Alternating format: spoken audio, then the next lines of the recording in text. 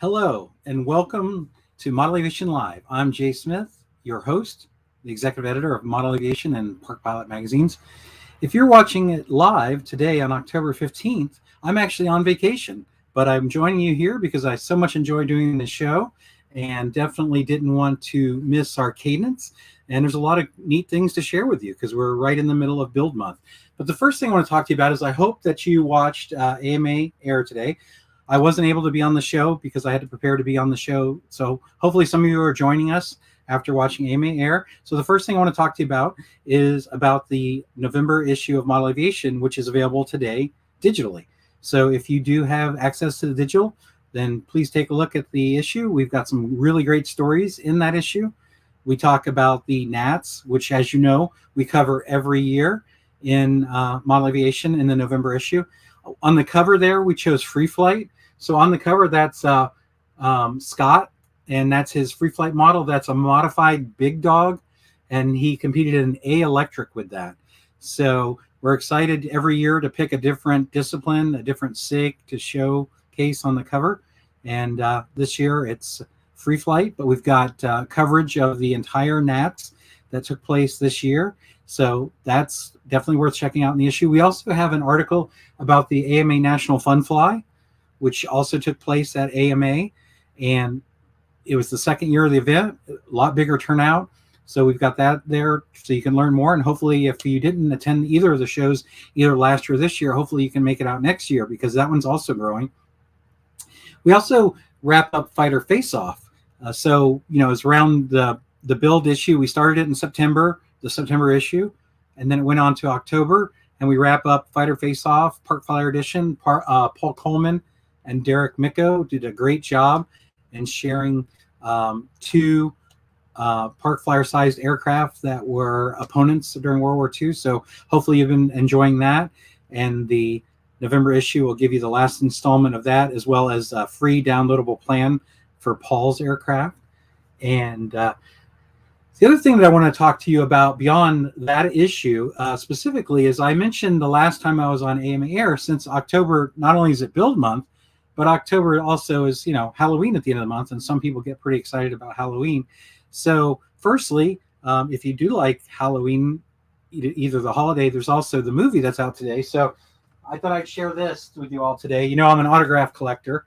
So I have a Halloween pennant here signed by Nick Castle, and it says, "You can't kill the boogeyman." Those of you that are familiar with the movie Halloween would probably know that Nick Castle was the first Michael Myers in the first movie. He also co-wrote Escape from New York. Both of those films were done by John Carpenter, and Escape from New York is one of my favorite movies of all time. And Nick Castle co-wrote the movie with John Carpenter, and I was lucky enough to get John Carpenter's autograph this year and Nick Castle's autograph this year. So really excited about that. That's another hobby I have, collecting autographs.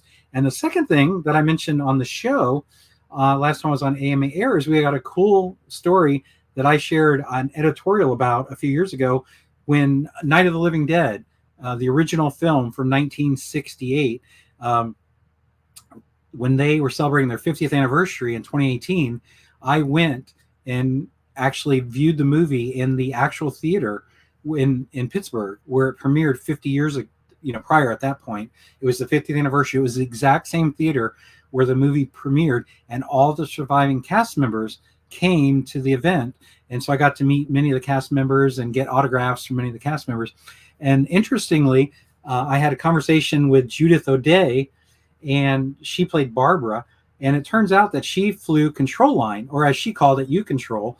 And then later she got her pilot's license. So I wrote an editorial about that. But not only that, but I also talked to her on-screen brother, Russell Striner, who played Johnny. So he's the one, if you've seen the movie, he's the one that is kind of joking with her, he's coming for you, Barbara.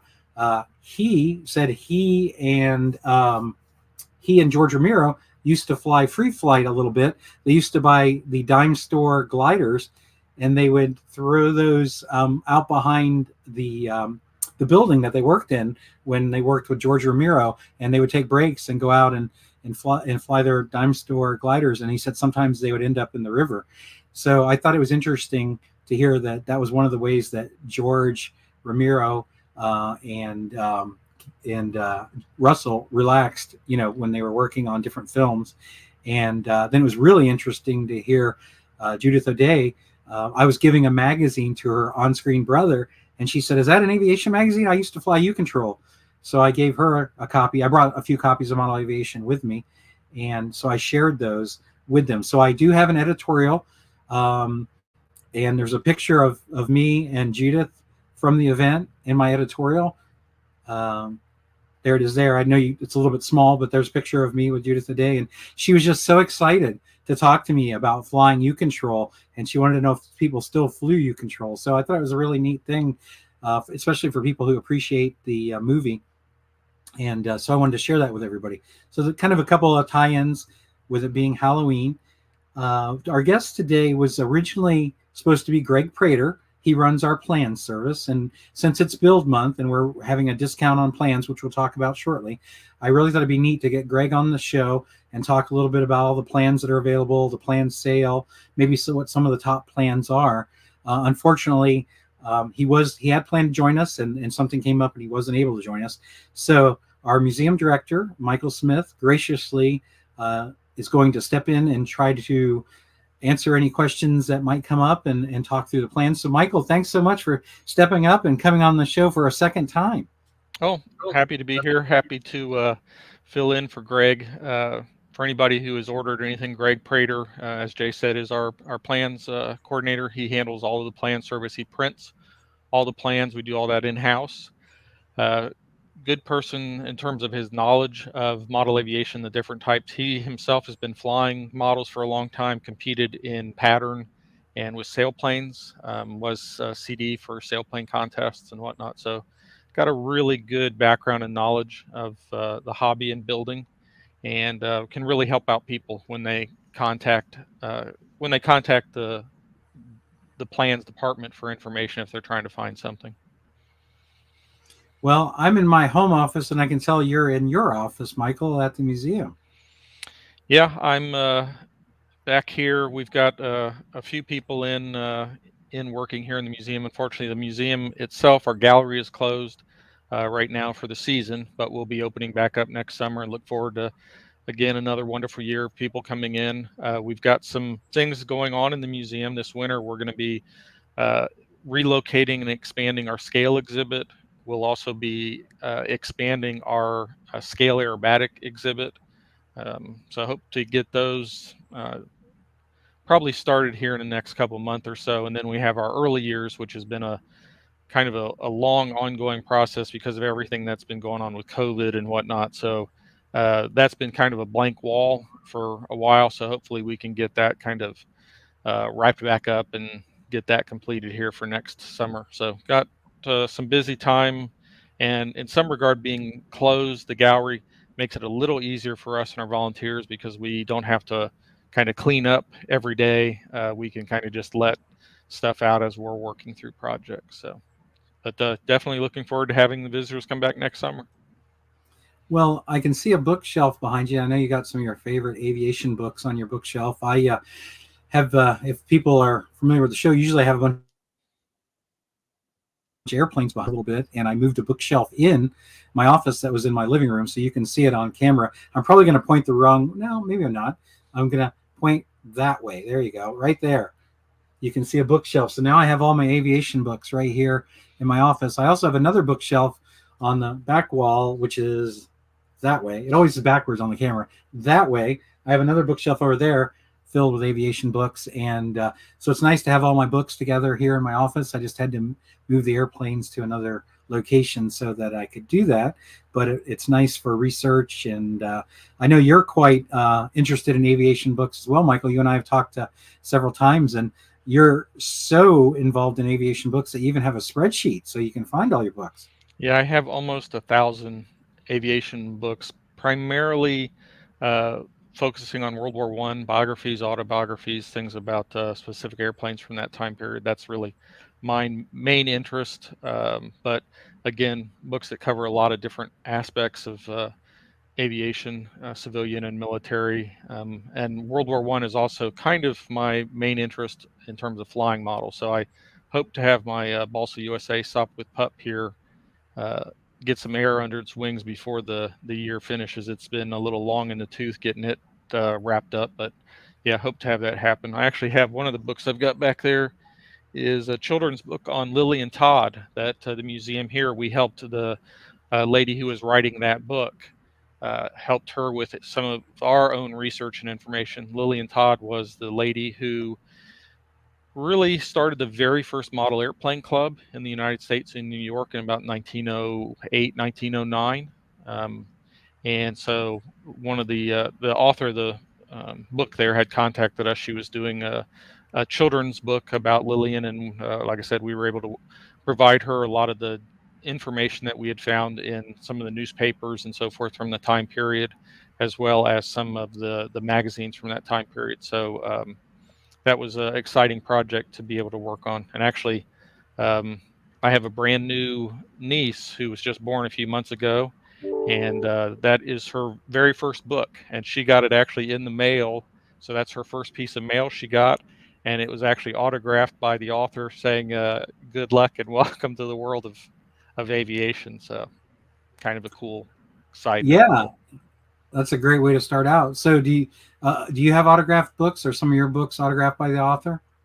Yeah, I've got a few that are autographed by the author. I have some that are inscribed by the author to me, and then I actually have um, the book that was written shortly after the Doolittle raid. I forget right offhand the pilot who wrote it, um, but when they crashed, they had what were termed the helpers. Those were the Chinese that helped them.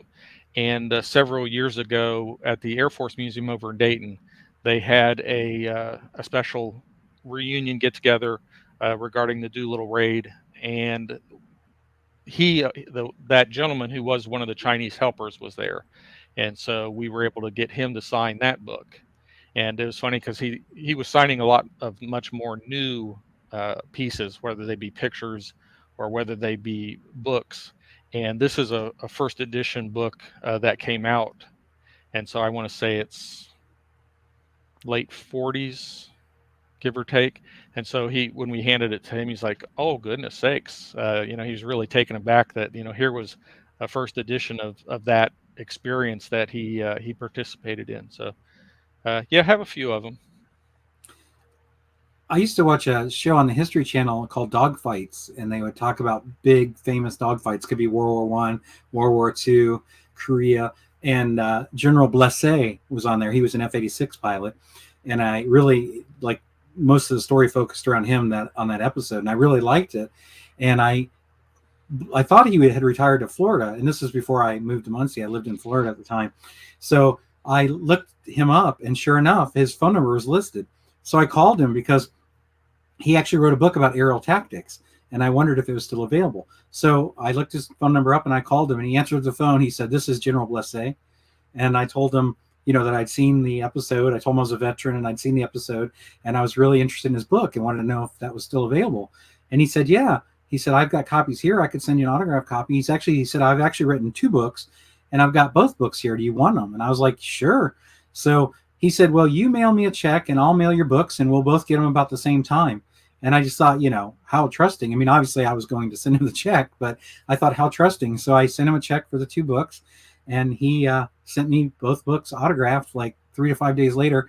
I lived on the West Coast. He lived on the East Coast.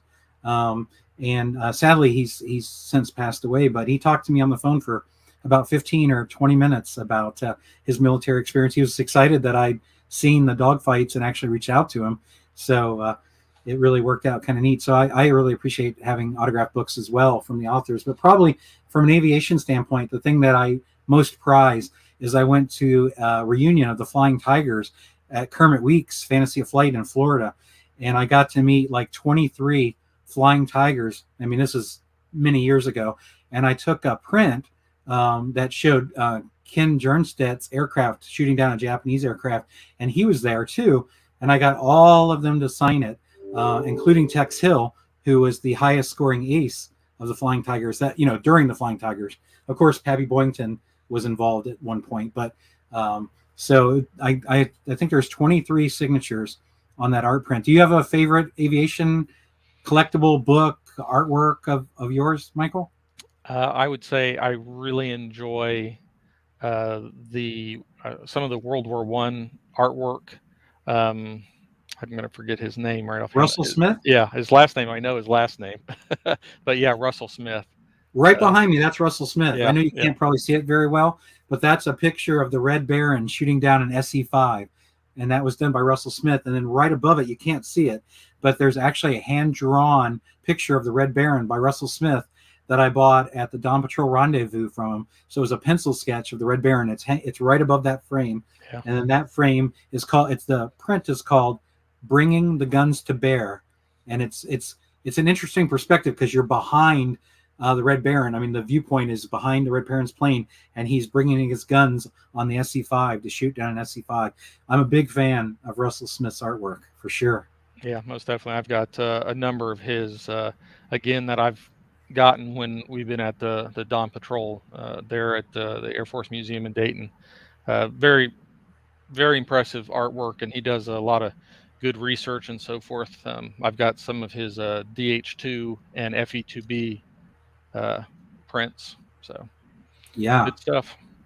Yeah. Well, let's talk about plans. I mean, Yes, why we're here.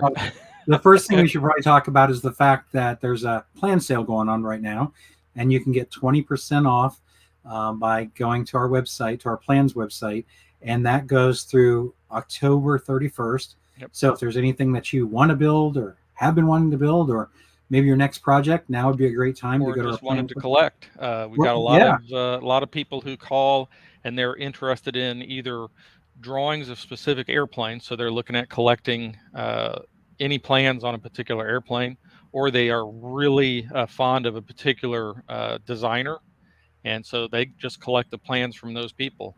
So, yeah, we've got a lot of great stuff that really spans all three types of air modeling, and then goes back to the very very early days. So a lot of great stuff. Yeah, AMA 20 is the code on checkout, and when we're done here, we'll kind of walk through an order and show you where that goes, where you enter that in order to get your discount. But as Jay said, that yeah, that covers through the end of the month. So if there's anything that you're looking for, definitely check out the website. Yeah, the last day is October 31st, Halloween. So get some plans, some treats, and keep in mind. I think a lot of people like to buy two plans because they like to cut one of the plans so that they can cut out the formers and the ribs and whatnot. So if you're a person that likes to buy two plans, so you can do that, this is definitely the time to get your plans so you can get a discount on both plans. And so, Michael, I know there's some stuff that you want to talk to us about the plans, about the different plans. So I'm going to turn it over to you for a minute to kind of take us through a little bit of plans information.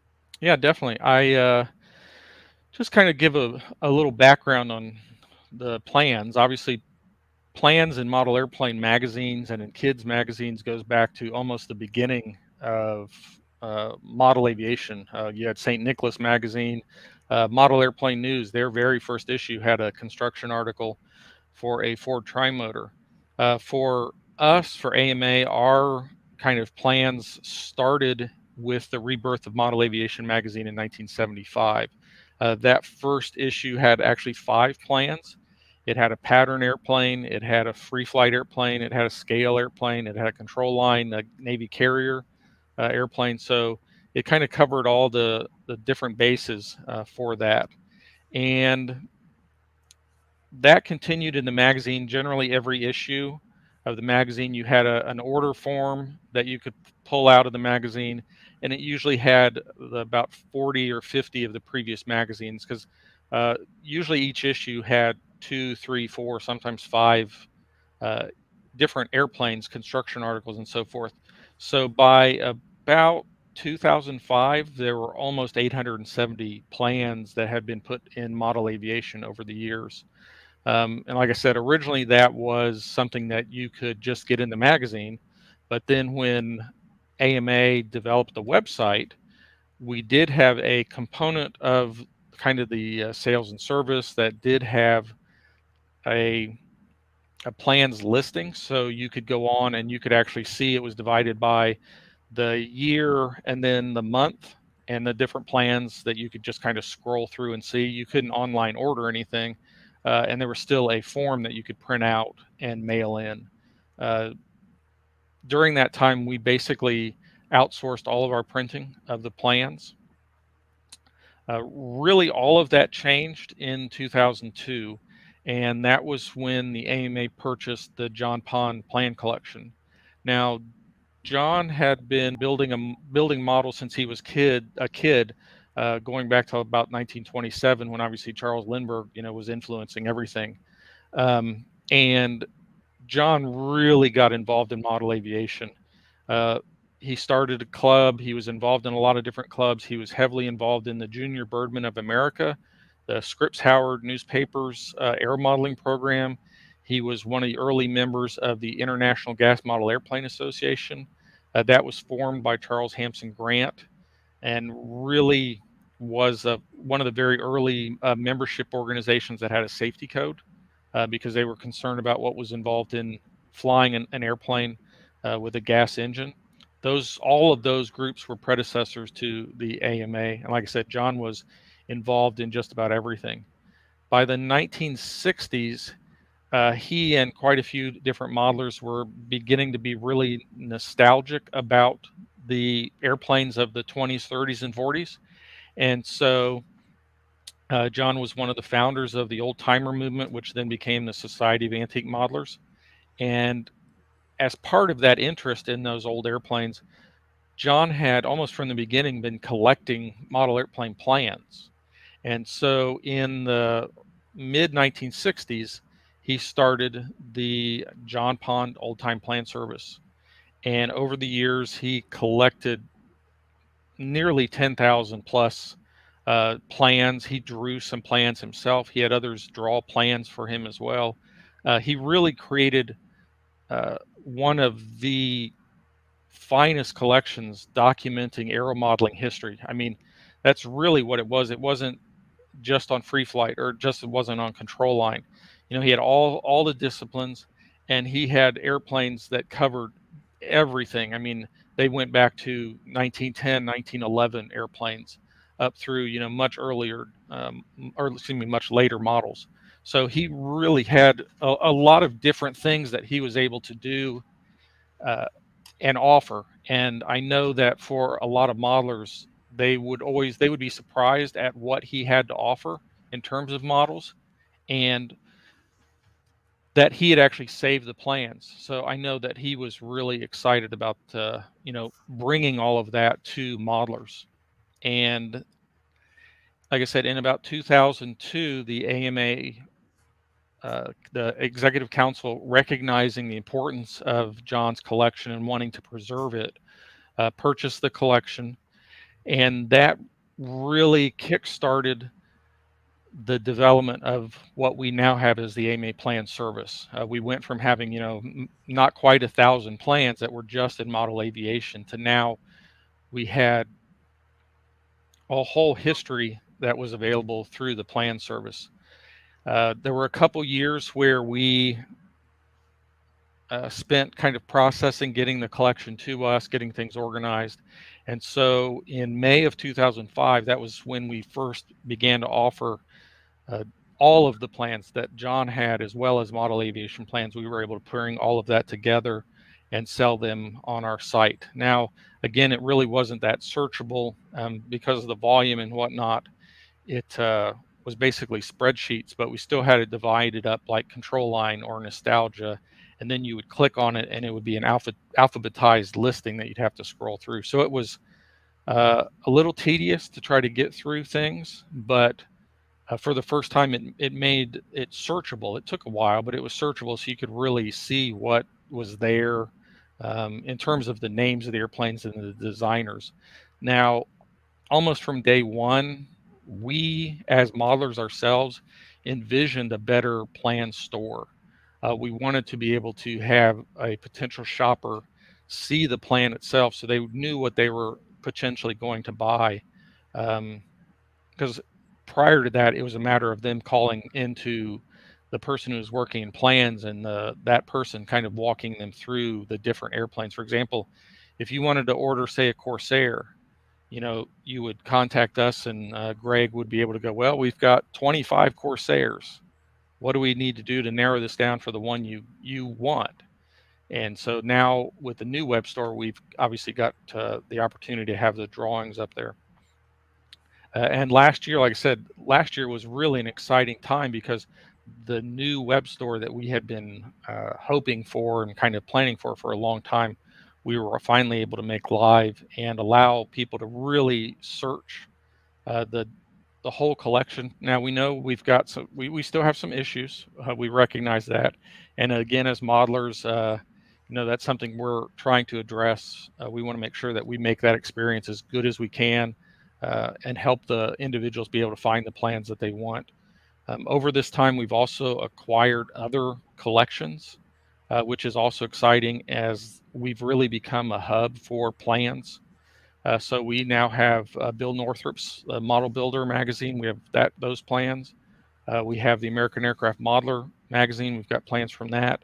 We also have Gene Filata's collection. He was an individual who had his own plan service, and there's about 100 plans that he had that he himself drew. And these are really some really unique drawings of really some diverse airplanes. He really liked to kind of, I would say, go outside the norm. So there's a lot of really fascinating, large World War II German float planes and seaplanes. So those are really neat if you get a chance to go and see some of those. Then there's some other observation airplanes and whatnot. You definitely, for Gene's airplanes, you definitely need to be a builder, though. It's not, his plans are definitely not something to start with, but some really, really unique subject matter. But again, like I said, we've got, with the AMA plan service now, we've got probably close to 18,000 model airplane plans. And then in our archives for the museum, we probably have close to, I would say, 22 to 25,000 plans.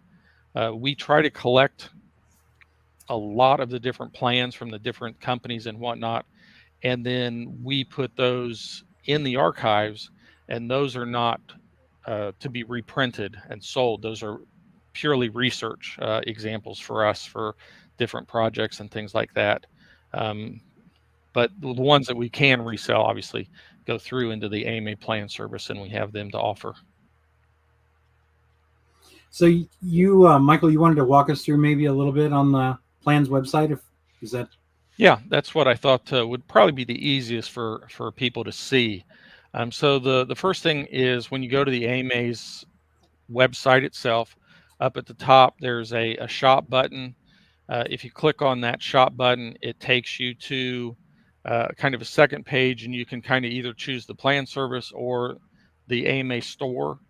And if you go to the plan service, as you can see here, it brings you to the plan service page. And right there, the second or third line right now underneath it is the note about the sale going on and the code, again, just as an FYI for people to use it. And this page is kind of the jumping off point to get into all of the different models that we have. As we scroll down that page, you can see we've got excuse me, a general search line right there, and then we've got different categories: model aviation, model builder, John Pond, Gene Filata. That will take you directly to those individual collections. They've already kind of been coded for that. And if you scroll down further on that page, we've got some featured plans. Those are mostly model aviation plans that have appeared with our construction articles. And then at the bottom of the page, we have it divided up more by subject matter. And this is an opportunity if you just want to kind of, you don't know what you're looking for, you're just interested in looking at, I want to go see some control line models. You can click on that and just scroll through and see models that have been tagged as control line models. And there might be something that you never even thought about that suddenly a plan intrigued you, and it's like, well, I that looks cool, I got to try to build that one.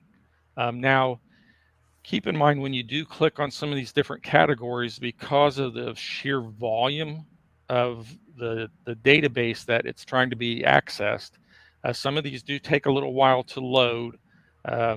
So you might be used to, instantaneous responses for things.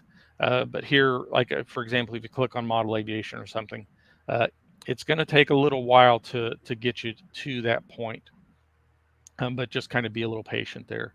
If we go ahead and click on the model aviation plan, if we go to that, for example, if you're looking for a specific type of airplane or something, here is the model aviation plans. We've got a couple different things here. Um, Options to choose from, designer are there. We can also select a particular airplane. If we go back to the main page, and at the top we can type in like Goose. And that'll bring up all the airplanes in the collection that have Goose in the title. Obviously the Grumman Goose right there at the top, which is amazingly one of the best sellers of all of model aviation plans. So right there you can see, here's a picture of the airplane. If you click, you can actually click on the drawing of the airplane or of the plan itself. So as someone who's looking for the quality of the plan or the amount of detail that might be in a plan, right there you can look at the drawing and you can see that. Right underneath that, we've got a couple different tabs. So you can kind of see some information updated about it, the wingspan, engine, things like that are there. And then if we go back to the description, that tab, yeah, you can see here we've got a construction article. So you can click on that, and that takes you right to the construction article that was in Model Aviation. Again, before you buy the plan, this gives you an opportunity to decide, is this at the skill level that you would feel comfortable building? Obviously, with pictures and whatnot. This is the case with obviously the ones that are in Model Aviation magazine, because we do have the construction articles. But in the ones that we don't have construction articles, we still provide some of that other information, such as wingspan and things like that. So we've got a lot of good information that really gives you the opportunity to see before you buy. Now, if we do, for example, want to buy one of these Grumman Gooses here, just like any other web store, we've got one in our cart, and we can go ahead and click on add to cart. And then we can, at the top of that, we can go to our cart. And right here is our listing, obviously, of what we're trying to purchase.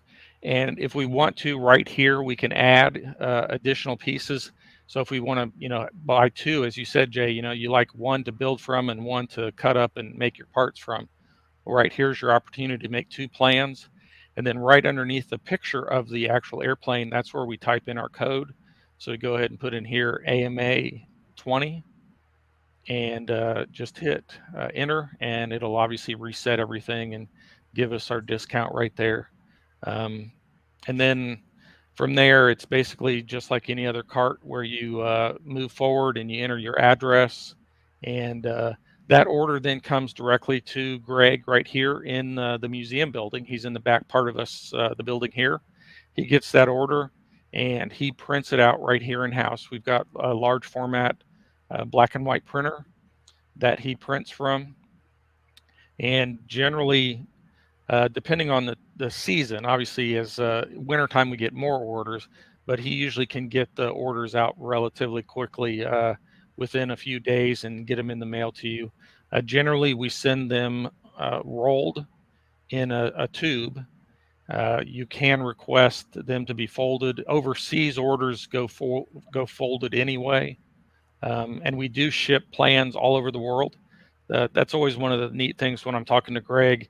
He might say, yeah, you would not believe I got an order today for 5 plans from somebody who's in Australia, or somebody who's in Japan. So it's always neat to kind of see where we're sending plans to. And it's exciting now that we've got the new web store, that I think that's really enhanced the ability for people to shop and encouraged people to shop, because now, like I said, they can see what is there and what they're ordering instead of it just being a general description, like B-52 or something. Well, now I can actually go see what that plan looks like. So, as I said, the new web store, if you haven't gotten a chance to look at it, definitely I encourage everybody to go take a look. Type in the name of your favorite airplane and see what plans we've got. They'll pull up everything going back to um, 19 teens, 1920s, if it's an old enough airplane, up through today. So you might be surprised at how many different plans we might have for an airplane. I've got a couple of comments to add, Michael. One specifically about model aviation plans. So, for several years now, every construction article that we put in model aviation, you can download digitally for free. And you just go right to the modelaviation.com website and you can download it. Obviously, at that point, you'll either have to print it tiled and put that all together, or you'd have to take it to some type of copy shop. Or that's why we offer all plans, including the model aviation plans. If you don't want to do that, if you just want to get your plan, then you can get it right from the plan service. And I've been asked a few times in the past why we don't put a full size plan in the magazine. And I want to mention that again, because not everyone may have heard it the last time I mentioned it. But I did look at about 8 years ago, maybe 6-8 years ago, about putting a full size plan in the magazine, a pull out plan. And because of the size of our magazine and the frequency of our magazine and everything, that it was going to cost approximately $8,000 to put one full size plan in the magazine. And obviously, not everybody that reads the magazine may be a builder, or it may not be of the special interest you like. Maybe it's RC and you like free flight, or you like control line, or maybe it's not the type of airplane you like. So I just didn't think it was fiscally responsible to spend $8,000 to put a full size plan in the magazine. So instead, I made every plan available digitally that we put in the magazine, every construction article. Another comment I want to make is that it is possible to get plans resized. If there's a plan that you really like, you can get it smaller or you can get it larger. Greg can help you with that. I don't know if you have any other comments on that, Michael, but I just want to make sure people know. With the capabilities that Greg has, because we can print in-house, that's something that I would say has really changed, goodness, within the last 5 or 10 years, with the changes in electric motors and the miniaturization of things. So Greg has gotten quite a few orders where people are interested in taking old, smaller scale models and blowing them up to 2 feet, 3 feet size. And then he's actually got some really amazing contacts. I know there was one gentleman who was interested, and Greg printed it for him, an airliner that Greg enlarged. Oh goodness, I can't even remember how. I want to say it had a 10, 12-foot fuselage. So really big airplanes that he's enlarged and helped different modelers with. I know that there are some scale modelers who have utilized Greg, where they just have a 3-view, and they send that to Greg, and they say, here's my 3-view that I want to build to. I needed to have I need to build it to 1/12 scale, so it's going to have a 120-inch wingspan. And Greg can take that 3-view and blow it up to that size and print it out, and really allows a scale builder then to build to the lines. Obviously, they have to design and build their interior, but it really gives a wonderful opportunity to uh, give an option in a build. And Greg, like you said, can go up and down. So there are people who've done the reverse. They see a really nice plan, but it's too big to fit into their car, and they want it to be a 2-foot airplane. And so Greg can take it and shrink it down. And that's the other nice thing about being able to see all the plans. You can go on there and you can find a plan that you really like, that you think has good detail, good information, uh, regardless of the size, and you can just kind of give it to Greg and say, well, I like this airplane. I need it to be 48 inches. Okay. He can blow it up. The only thing he does make sure and remind people that none of the interior workings are scaled to that. So obviously, if you take an airplane and you blow it up, the thicknesses of the ribs, the formers, all that stuff are just being increased. based on whatever, or decrease based on whatever that original drawing was. So, if the original plan calls for a 1/4 inch square stick, and you blow the airplane up, and suddenly it's 1 by 1, you as the designer kind of need to take that in mind and remember that, well, I need to re-engineer that for this airplane. But yeah, he can resize pretty much everything, and it gives a wonderful flexibility with those plans that you can pretty much do almost anything you want. And it's probably good to point out too that Greg himself is a modeler and a builder, so Yep. He's a great resource. I've talked to him before about plans, and so if you have questions about plans or need any help, he's great at that as well. Yeah, and I've purchased numerous plans because, again, if I'm doing research or something, and I come across some plans, again, I'm interested in World War One stuff, so I've come across some amazing plans, and I'll go back there and order them from Greg, and yeah, Greg has stopped allowing me to order anything from him. He said until he actually sees something built and flying, he's not going to give me give me any more plans that I can buy. So yeah. But yeah, there's again, going back to what John Pond had, it is amazing as a person who's interested in model aviation history, as I'm doing research and so forth, and we look at very significant airplanes or whatnot. If we want to build a reproduction for the museum, one of the first places we look is to the John Pond collection to see what he has. And a lot of times, there's stuff in there that he's got that we can just print the plan right out and give it to one of our volunteers who's going to, build it out for us. So it's an amazing opportunity. That's actually when we built the Miss Shirley, the first control line model, the reproduction that we did for the museum. The volunteer Scott Cheslick, who was involved in that build, he had been heavily involved in helping us with the plan service, but he was able to work, and we were able to print out the plans to just the size that we wanted, the drawings that we had, I should say, be able to print them out to just the size that we knew the Miss Shirley was, and then he was able to use those to build from for our Miss Shirley that's in the museum now. Well, I know obviously when we have the plan sale, which is from September 15th to October 31st, it's a really busy time for us, and obviously people are thinking about their next project or doing research or whatnot. Or Christmas shopping. Yeah, Christmas shopping, exactly. But even during this time, I know Greg gets them out really quickly, so it really shouldn't impact your time frame in getting them and prints them to order. Are there anything else? Is there anything else you want to mention, Michael, or show in regards to the plan service?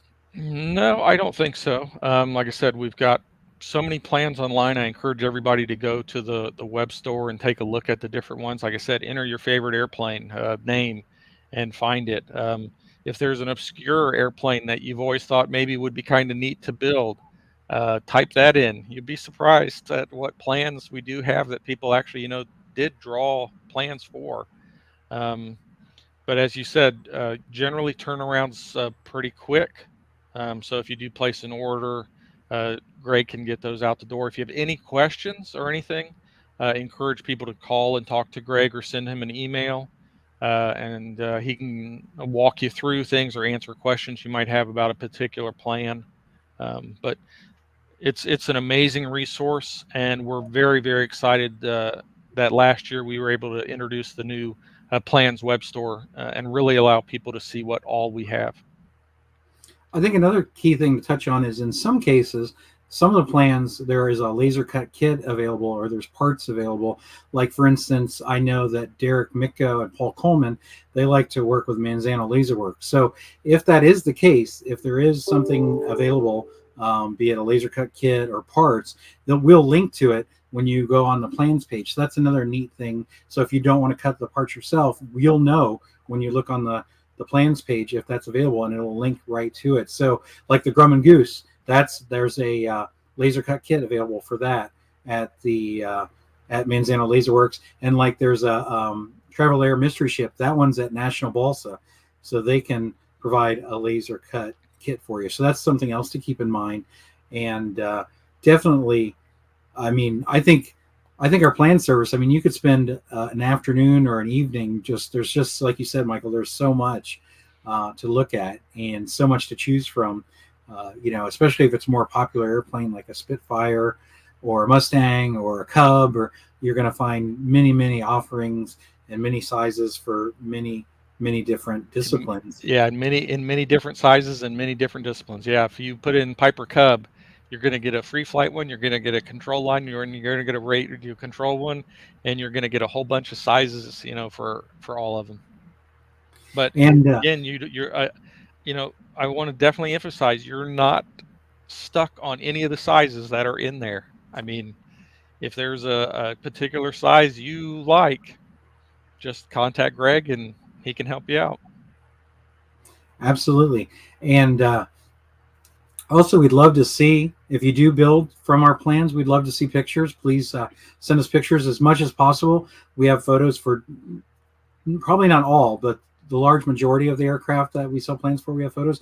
So we'd love to see your projects if you build from that, and especially if you build a project that we, for some reason, don't have a finished photo of that project, then we definitely love to have that so that we can add it to the website so people can see what the finished project looks like. So I would highly encourage anyone who builds from our plans to share with us the finished product, because we'd love to see what you've done with it. And it's a lot of times, unless you're doing one specific aircraft like a traveler mystery ship, I mean, it's a canvas. If you want to do a P-51 Mustang, there's so many different options. So we'd love to see what you do with it when you finish whatever aircraft it is you like. Please submit photos, and we'd love to share them. And I think that building is really popular right now. We've talked about it. Unfortunately, with the pandemic, the good news is that people have found some time to get back to building. We had an article earlier this year about building, and when I talk to other kit companies, they talk about how busy they've been. They say they've had Christmas level sales throughout the pandemic. So the good news is that building, sometimes people will say building is dead, and I don't think that's ever been true. Maybe at times, like anything, there's more interest and there's less interest, but I would say right now the interest is high. What do you think, Michael? Oh, I definitely agree. I mean, you talk to some of the different people that, as you've mentioned, from some of these different companies, and yeah, they've been definitely hit in terms of orders. Obviously, there's been some issues with balsa wood and shortages there, but yeah, I mean, uh, and the really neat thing is because we've got quite a few different kit cutting companies out there. Again, there's a lot of diverse airplanes that you can find and buy kits of. Now, a lot of those might not be in the neighborhood hobby shop. Um, I think the last kit I saw in a hobby shop was actually um, a, a cadet senior kit. But yeah, I mean, there's so many different companies out there that are, selling kits, and now sometimes it takes a little time to get the kit because sometimes they're one-off cutting for your particular order. But yeah, I mean, everybody's been busy during this time selling kits, so there's definitely a lot potentially out there on people's building boards. Definitely. Well, I hope people take advantage of the sale, take advantage of all the plans we have available. Before we wrap up, Michael, I know you mentioned a few things going on at the museum, but I definitely want to give you a few minutes if there's anything else you want to share with viewers about what's currently going on with the museum, or what things we might be working on to unveil next year. Anything you want to share about the museum? Well, hopefully we will be getting our virtual tour back online. We had a problem with the vendor that we were using. So we've kind of gone back, and the AMA IT department has been working on that issue. So we hopefully, before too much longer, we'll get the virtual tour back online. We know that that's been enjoyed by people all over the world, because as we've said before, we recognize that a lot of our members aren't going to be able to make it to Muncie to see the museum, and potential visitors from around the world, likewise, are not going to be able to get here to see the collection. So we have been working very hard to try to get that virtual tour to have it at all. And so we ourselves were really, really disappointed when the vendor kind of dropped the ball, and that kind of fell apart. So we're really excited to get that back out for people to look at. We also have our digital collections online, where we've got thousands of pieces that you can go look at. This includes pictures of objects. It includes uh, photographs of different events that are from our archives. So a lot of good information there that you can go see and research the history of model aviation. We also have our flybys that are, in some cases, they're interviews with some of the original builders and whatnot. Hopefully here, uh, maybe December, January, we're very excited to get a airplane that has recently won Top Gun, the U-2. So we're excited to be getting that here shortly. So if anybody comes and sees the museum next summer, that airplane will be here. So we're excited to get that. And as I said, we're going to have some other things kind of moving around and whatnot. So there'll be, as always, we try to have new things for people to see when they come to the museum. So, Michael, ballpark, how many objects does the museum collection make up? How many objects are roughly in it? Oh, goodness. I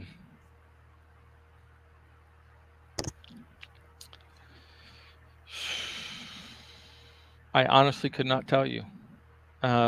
Simply because we've got so many. I mean, you've got airplanes. I mean, we've got 1,000+ airplanes, but then we've got pins and patches. So I mean, one whole wall in our storage area is just kind of that, and there are thousands and thousands of objects just on that one shelf.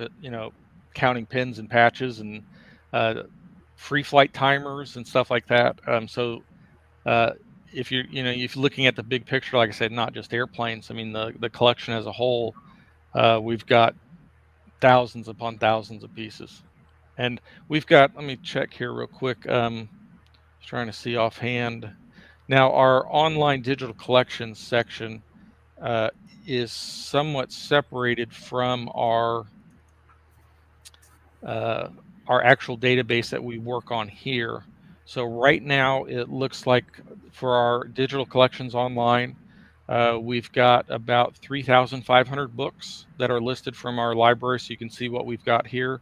There are 3,200 objects, and we've got about 1,700 pieces from the archives. And that's all on the digital collection. So there's a lot for people to go and kind of look at online there from the museum. Well, it's awesome to be able to go to the museum. So hopefully people can, but I understand that's not realistic for everybody. But if you can make it to the museum, it's definitely worth a visit and spending an afternoon.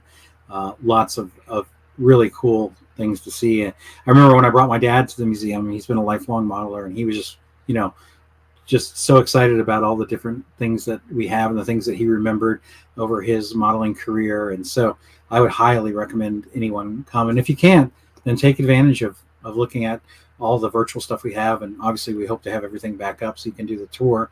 Also want to remind everyone that, and I said this on my last show, that we're putting a real focus on our clubs next year. I mean, we always focus on our clubs, but we're making next year 2022 the year of the club. So we want to have articles in Model Aviation about clubs, success stories, how to's, any information that might be beneficial to other clubs, because we have about 2,200 clubs, I believe, across the United States. So if you're a member of a club, or your club, or you know of a club that's done something successful, maybe they've made it handicap accessible, maybe they've had a great event where they've partnered with their community, maybe they've grown their membership.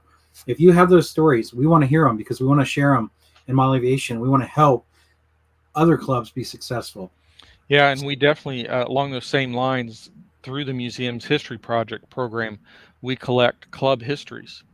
So if you are a member of your club, are interested in writing a history of your club, how it was formed, if you've got newspaper clippings, if you've got pictures, of club events, club outings, and things like that, definitely contact us. Contact Jackie Shelberg. She's our archivist here, and work with her. You can actually go onto the museum's website. The web page is there, and go to the history project, and there is kind of a writing guide to help you if you're interested in telling us a story about your club. And then those, once we get them and kind of get them together, those go online. So that club history is available for anybody to read and see right there as part of the museum's history project. So yeah, definitely encourage people to tell us about their club. Absolutely. And I really appreciate you joining us today, Michael, on such short notice. I've been on vacation all week, and I really appreciate you being able to talk to us about plans because it is build month and we've got the sale going on. And I really wanted to just share with everybody about that and all the plans that are available and just kind of take them through. So I really appreciate you coming back on the show and taking us all through some of the information that is available on our website for those that want to get plans. Glad to be of assistance. Yeah, definitely. If people have not, definitely go check out the Plan Store. There's like we said, there's a lot of great stuff. And it's not too soon to think about our next show. I believe it falls on November 19th. Friday, November 19th will be the next show. And I don't know yet who our guest will be, but I'm working on a few very interesting guests. So we'll probably announce that on AMA Air once we know who the guests will be. Um, Thanks, everyone, for joining in with us today. I look forward to talking to you again on November 19th. Thank you, Michael, and we'll see you next month.